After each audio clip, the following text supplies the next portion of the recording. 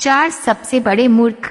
अकबर बीरबल की अक्लमंदी की परीक्षा लेने के उद्देश्य से उसे विचित्र कार्य सौंपा करते थे। ऐसा कर उन्हें अति आनंद की प्राप्ति की होती है। एक दिन दरबार में राजकीय कार्यवाही के मध्य अचानक अकबर बीरबल से बोले, बीरबल, इस राज्य के चार सबसे बड़े मूर्खों को हमारे सामने हाजिर करो। हम तुम्हें 1 महीने का समय देते हैं, तुरंत इस काम में लग जाओ। अकबर का आदेश सुन बीरबल आश्चर्यचकित हुआ, किंतु वह था तो अकबर का मुलाजिम ही। उनका हर हुक्म बजाना उसका फर्ज था। वह तुरंत 4 मूर्खों की तलाश में निकल पड़ा। 1 माह पूर्ण होने के उपरांत वह 2 व्यक्तियों के साथ अकबर के समक्ष उपस्थित हुआ। अकबर की दृष्टि जब 2 व्यक्तियों पर पड़ी तो वे बिफर गए। बीरबल, ये क्या तुम 2 ही मूर्खों को लेकर आए हो? हमने 1 महीने का वक्त तुम्हें 4 मूर्ख लाने के लिए दिया था। हुजूर, मेरी गुजारिश है कि अपना गुस्सा शांत रखिए और मेरी पूरी बात सुने बगैर किसी नतीजे पर मत पहुंचिए। बीरबल अकबर का गुस्सा शांत करते हुए बोला। बीरबल की बात सुन अकबर का गुस्सा कुछ ठंडा हुआ। जहांपनाह, ये रहा पहला मूर्ख। इसकी मूर्खता का वर्णन सुनेंगे तो आप भी सोचेंगे कि ऐसे लोग भी होते हैं इस दुनिया में। पहले व्यक्ति को आगे कर बीरबल बोला, बताओ ऐसी क्या मूर्खता कर रहा था? ये अकबर ने पूछा। हुजूर, मैंने इस व्यक्ति को बैलगाड़ी पर बैठकर कहीं जाते हुए देखा। बैलगाड़ी चालक के अतिरिक्त बैलगाड़ी पर बैठा ये अकेला व्यक्ति ही था। त्रिस पर भी इसने अपनी गठरी सिर पर लाद रखी थी।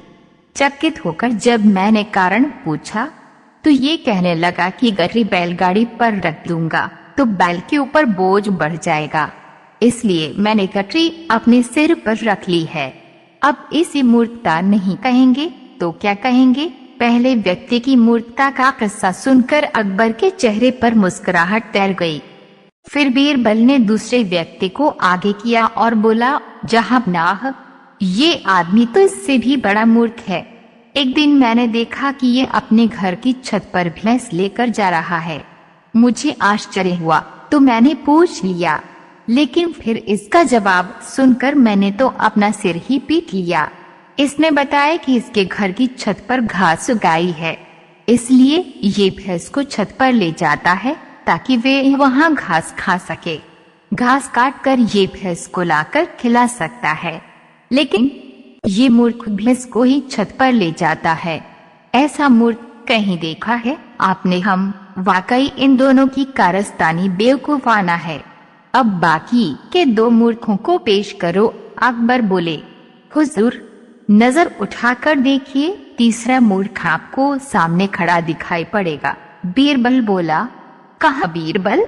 हमें तो यहाँ कोई तीसरा व्यक्ति दिखाई नहीं पड़ रहा। अकबर इधर उधर देखते हुए बोले, तीसरा मूर्ख मैं हूँ हुजूर। बीरबल सिर झुकाकर बोला, अब देखिए मुझे पर कितने महत्वपूर्ण कार्यों की जिम्मेदारी है, लेकिन सब कुछ एक तरफ हटाकर मैं 1 महीने से मूर्खों को खोज रहा हूँ।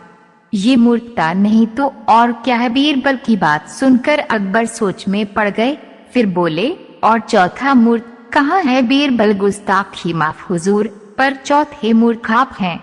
आप हिंदुस्तान के शहंशाह हैं। इतने बड़े साम्राज्य का भार आपके कंधों पर है। प्रजा के हित के जाने कितने कार्य आपको करवाने हैं, लेकिन उन सबको दरकिनार कर आप 1 महीने से मुझसे 4 मूर्खों की तलाश करवा रहे हैं। तो चौथे मूर्ख आप हुए ना? कहते हुए बीरबल ने अपने कान पकड़ लिए। बीरबल का जवाब सुनकर अकबर को अपनी गलती का एहसास हो गया कि बेफिजूल में उन्होंने अपना और बीरबल का काफी वक्त बर्बाद कर लिया है।